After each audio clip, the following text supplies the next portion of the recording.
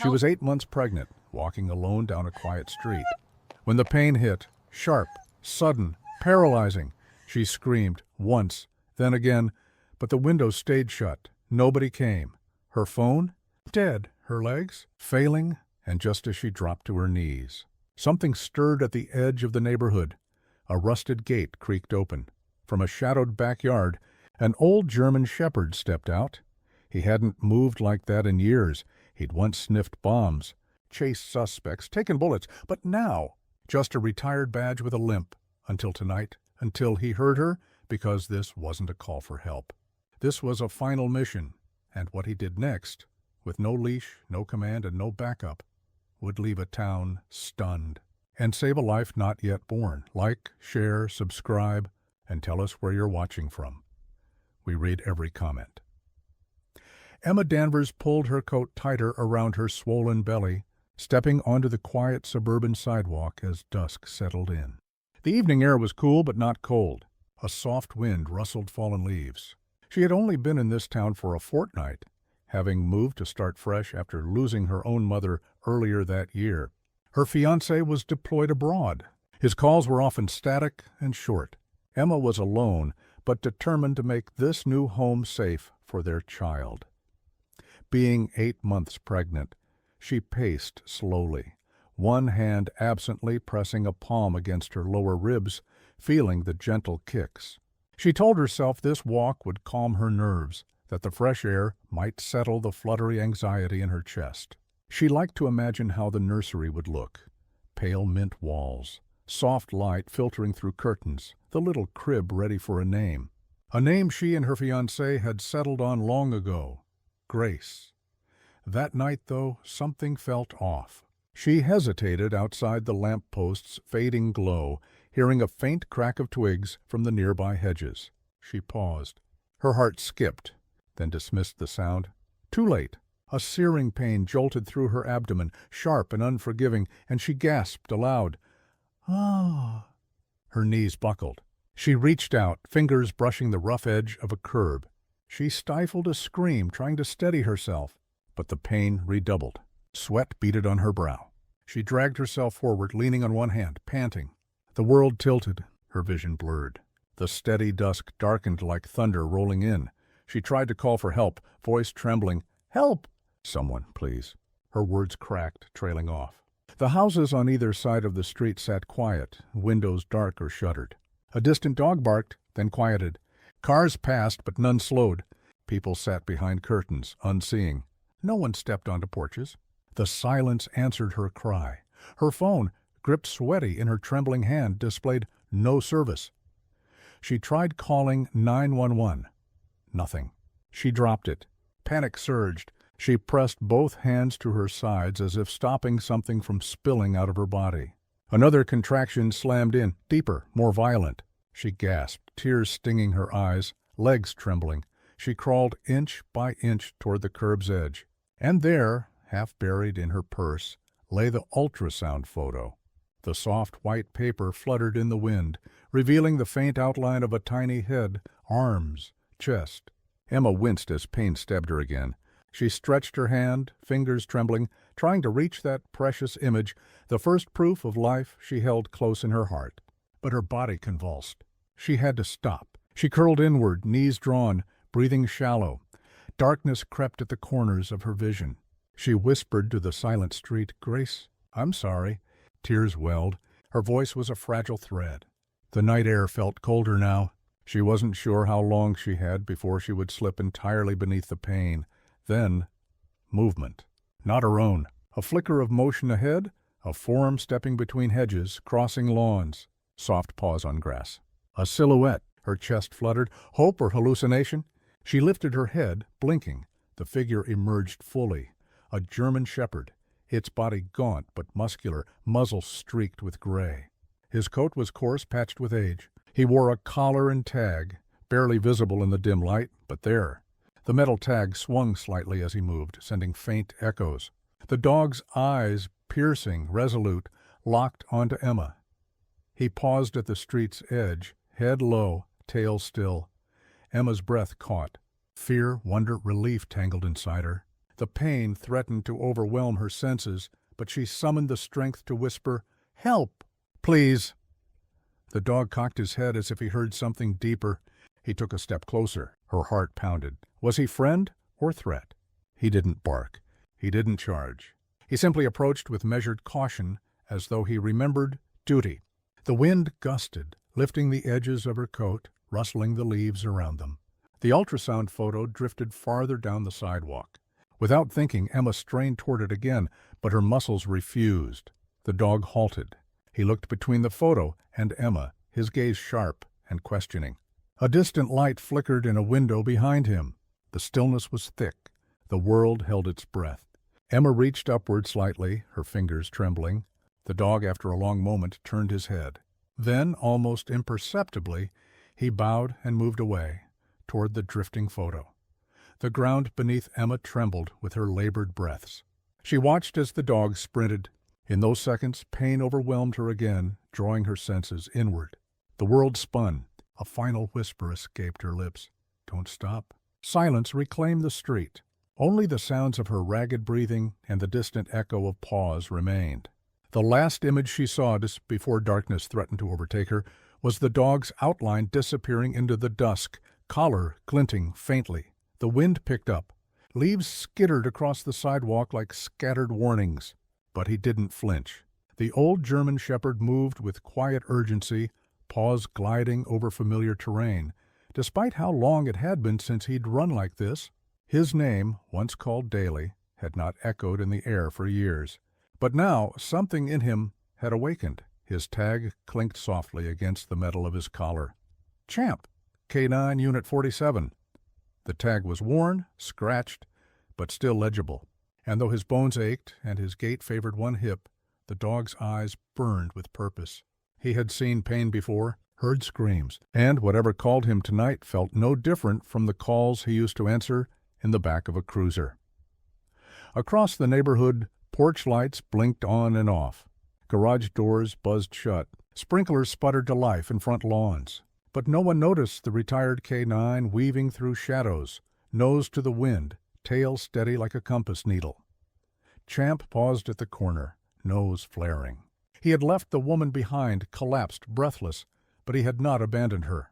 No, he was retrieving something that fluttered just out of reach on the sidewalk. The paper she'd reached for before her strength failed. It was fragile, catching every gust of air and spinning just ahead of his paws. When he finally trapped it gently under one paw, he stared down at it with quiet curiosity. It smelled of her and of something else. A heartbeat he couldn't quite name. Life waiting to be born. He picked it up in his mouth carefully, the ultrasound photo dampening slightly from his breath, and turned back. Back toward her, but halfway there something stopped him. A voice. "Champ?" He turned slowly. An old man stood on a porch a few houses down, garden hose dangling from his hand. Mr. Harlan. The dog remembered the scent: earth, fertilizer, coffee breath, and cologne. He had lived there since before Champ had retired. "Champ, what are you doing out?" The man asked again, stepping forward. "You haven't run like that in—" Then Harlan noticed something strange in Champ's mouth. He walked closer, bending to take it. "A photo?" His fingers trembled as he looked at it. A blurry gray image. A baby. "An ultrasound." Harlan looked up sharply. "Where did you—" But the dog was already gone. Champ sprinted back the way he'd come, the scent of the woman still vivid in his memory. Her pain had spoken louder than any siren. Her fear had cut through years of retirement like a whistle slicing fog. He was working again, just for tonight. And then he saw her, still collapsed in the same spot, breathing but barely, curled around her belly like it might fall apart if she didn't hold it in place. Her lips moved silent words. He dropped the photo near her hand, then turned and barked once, twice, again, loud, sharp, commanding. Windows above stirred. Curtains twitched. A light blinked on. No one came out. Champ barked again, louder. His tail stiffened. He moved in tight circles around her body, letting out a string of urgent yelps, barks, growls. He was calling not for help, but for action. For attention! Finally, a screen door creaked. The same old man, Harlan, stepped outside, holding the photo in one hand, flashlight in the other. "Champ?" Is that? He paused when he saw Emma. Oh, my God. He dropped the hose and ran. Champ moved aside to let him through, but stayed close, shoulder to belly, guarding her with every breath. She's in labor, Harlan muttered, pulling his phone from his pocket and dialing. She's early. I think she's early. Emma blinked up at him, dazed. She saved me, she whispered, voice so faint it barely reached the air. She? Harlan asked, confused. Her hand reached slowly toward the dog's head, resting between his ears. Champ? Harlan blinked. He's mine now. The flashlight flickered in his hand, casting Champ's shadow long and proud across the pavement. The dog's tag gleamed again under the beam, and for a moment Harlan said nothing. He remembered the stories, how Champ had saved 3 lives, how he'd pulled a child from a burning house, how he refused to retire until his partner died, how afterward he stopped eating, stopped barking, just sat by the door of an empty home until tonight. The sirens arrived minutes later. A young EMT rushed out and dropped to Emma's side. Vitals are dropping. Move fast. She shouted. Champ barked once and backed away, but stayed within sight. As they lifted Emma onto the stretcher, she looked down at the ultrasound photo tucked into her hand. Don't let him go, she gasped. Please. The EMT paused, looked at the dog, looked at Harlan. The old man nodded. He's not going anywhere. As the ambulance pulled away, Champ sat in the street, watching, waiting. Not for a treat, not for praise, but for a new command, and it was coming. Champ didn't move for several minutes after the ambulance disappeared into the night. He stood at the edge of the curb, eyes fixed on the direction it had gone, ears twitching at every sound behind him, but body frozen, as if awaiting orders that would never come. The wind had shifted. The scent of her, of Emma and the unborn baby, was gone from the street. But something inside him, deeper than instinct, told him this mission wasn't over. Across the street, a porch light flickered and finally died. The town had already begun returning to its usual silence, just as it had ignored her cries. Some houses never turned their lights on at all. Doors stayed locked. Curtains didn't budge. Even now, in the aftermath, there was no crowd, no concern, just indifference cloaked in suburbia. But not everyone was asleep. From behind the blinds of 42 Oak Ridge Lane, a middle-aged woman watched Champ through binoculars. Her name was Dana Trask, and she had lived on that street for 18 years. She hadn't opened her door when she heard the scream earlier, not out of cruelty, but out of fear. This neighborhood had changed, she'd told herself. Bad things happened at night. It wasn't her problem, but that dog, she'd seen him before. She remembered when he was younger, sleek, commanding. She remembered the officer who used to walk him, Officer Marquez. A good man, a quiet man, killed in a home invasion 3 years ago. After that, the dog disappeared until tonight, and now here he was, resurrected from memory, standing in the middle of her street like a ghost with purpose. Dana pulled back from the window and picked up her landline. Her hands trembled slightly as she dialed a number she hadn't called in years. "Harlan?" she said when he picked up. There was a pause. Then, "Yeah? I saw what happened. I figured you did." There was silence. Then she asked, "Is the girl okay?" "She's at the hospital. Contractions started early. The paramedics got to her just in time. And the dog." Harlan glanced toward the front step where Champ now sat beside a worn welcome mat, head down, tail twitching. "He hasn't moved. Won't come in the house. Just sits there," Dana's voice cracked. "He's waiting." "For what?" "You know what?" Miles away, inside County General Hospital, Emma lay in a recovery room lit only by the soft amber glow of a wall lamp. Machines beeped quietly. A nurse adjusted her IV. The labor had stalled, preterm and dangerous. Doctors had stabilized her, but the fear hadn't passed. Her fiancé hadn't yet called back. The room felt hollow, despite the staff's kindness. In her trembling hands she held the now crumpled ultrasound photo. She stared at it, thumb brushing over the image of her daughter's face, the faint outline that had come to mean everything. The nurse stepped in with soft steps. "Still no visitors, hon?" Emma shook her head. "What about family?" Emma hesitated. "They're gone," the nurse paused. "That dog, he really found someone to help you?" Emma looked up slowly, tears already welling. "He didn't just find someone, He knew? He knew what I was feeling. Not just the pain, but the fear, the loneliness. The nurse smiled gently, nodding. Animals like that, they remember everything, especially what matters. Back at the neighborhood, Harlan sat on the porch, a blanket draped over his shoulders and a lukewarm mug of tea in his hands. Champ remained a statue by the step, unmoving, guarding something. Then, from across the street, a car slowly pulled up. Its headlights were off. A man stepped out, tall and wiry, his eyes darting from house to house like he was tracking something. He walked toward Harlan's driveway without saying a word. Champ stood instantly. The fur along his spine lifted. The man stopped. "Good dog," he said calmly. "You don't remember me, huh?" Champ didn't growl, didn't bark, but his eyes narrowed. His body blocked the porch completely. "I knew your old partner," the man added, smiling slightly. "Marquez, good guy." Got what was coming to him, though. Harlan rose slowly, setting his mug down. "You need something?" The man ignored him. "I saw you had a guest tonight. Pregnant girl, screaming on the street. I was out walking, figured something was happening. Didn't see you helping," Harlan muttered.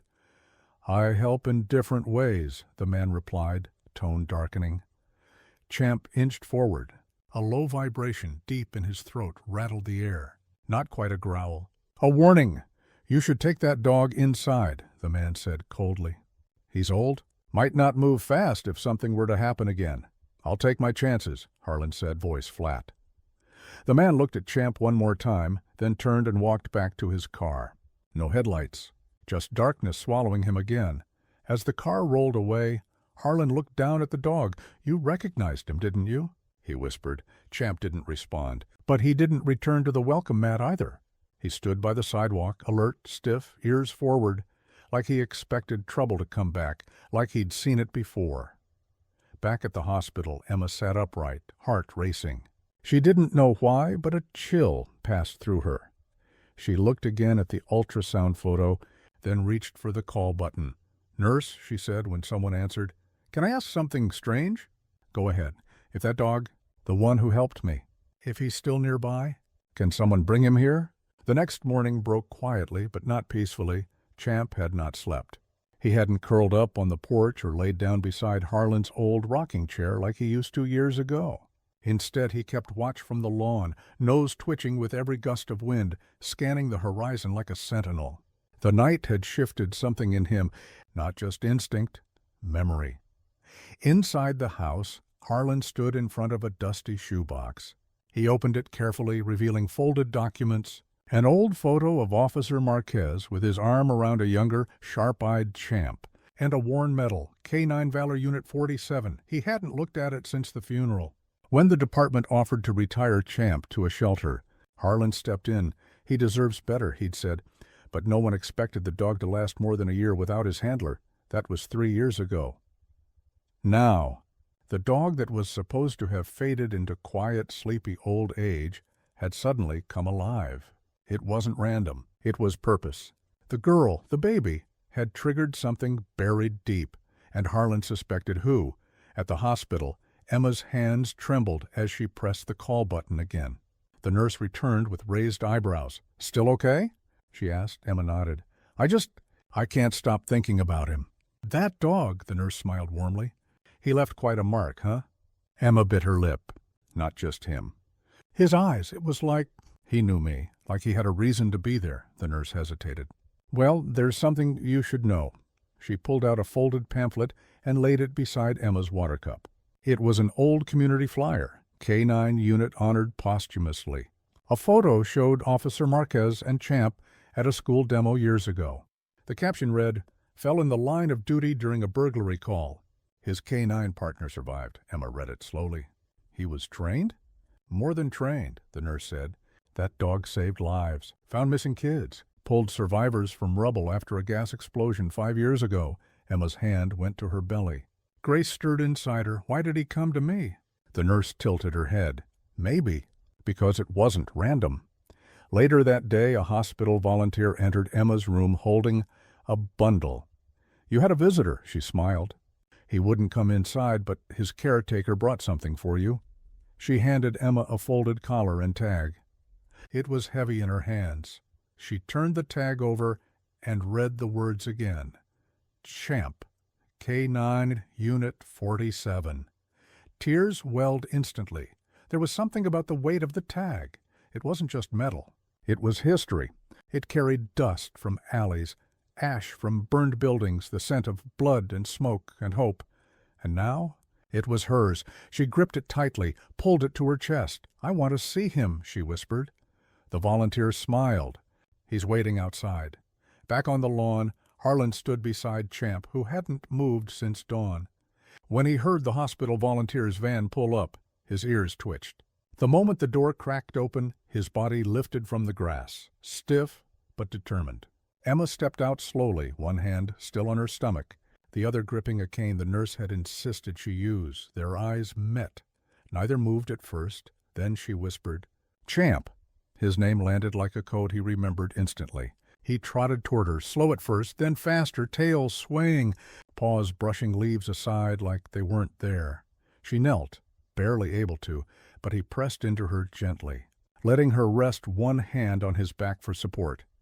Her other hand held the collar and tag, now pressed against his fur. "Thank you," she whispered, forehead resting against his.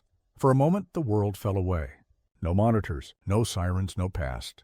Just her and the dog who chose her. But inside Harlan's house, something still didn't sit right. He'd seen the man who approached him last night, and his comment, "I knew your old partner." He got what was coming, echoed like static in Harlan's ears. He pulled out his old police scanner, now dusty but still functional, and tuned it, crackling. Static. Then, suspicious male spotted near Oak Ridge and 3rd. Match fits parolee with burglary priors. Harlan muttered, "I knew it." He looked outside. Champ was now walking beside Emma slowly. Not just guiding, guarding, and suddenly Harlan understood the pattern. Champ had been trained not just to protect, but to remember faces, scents, threats. That man wasn't just a passerby. He'd been involved in the burglary that killed Marquez, and now he was watching Emma. That night, Harlan sat on the porch, one hand on the old medal, the other holding a hot mug of coffee. Champy sat beside Emma's front step across the street, still, focused, alive. He hadn't just saved her, he was staying for what was coming next. 1 week after the night she almost lost everything. Emma brought Grace home. The doctors called it a miracle. Early, yes, but healthy. Emma had heard the word miracle used before, but it had never felt personal until now. Not when her fiancé proposed, not when they first saw the heartbeat on the monitor. But now, walking through the front door of her small home with her daughter in her arms, she felt the weight of that word deep in her chest, waiting just inside, like he'd never left. Was Champ? He didn't bark, he didn't leap or nuzzle. He simply walked over, circled once, and laid at her feet. His head rested beside Grace's baby carrier. One paw gently tapped its side, his body curved like a crescent moon, guarding the child before she ever made a sound. Emma knelt beside him. She placed her hand on his broad back, feeling the steady rise and fall of his breathing. "You remember what to do, don't you?" she whispered. Champ didn't respond, but he didn't need to. That evening the house was quiet. Emma sat in the nursery, rocking slowly with Grace in her arms. The crib stood ready, painted soft mint green. The mobile above spun gently with tiny paper stars. Beside the window she had placed a shadow box. Inside it, 2 things, Champ's collar and tag, and the ultrasound photo he had returned to her. She had added a handwritten caption, "For the one who answered when no one else did." Harlan visited that afternoon to drop off a care basket. Emma invited him in. He looked around, nodding. "Looks like you're settling in." "I wouldn't be," she said, "if it weren't for him." Harlan glanced toward the nursery, where Champ now lay beside the crib, his back to the wall, eyes half closed but still alert. "He hasn't left her side," Emma added. "Even at night," Harlan chuckled softly.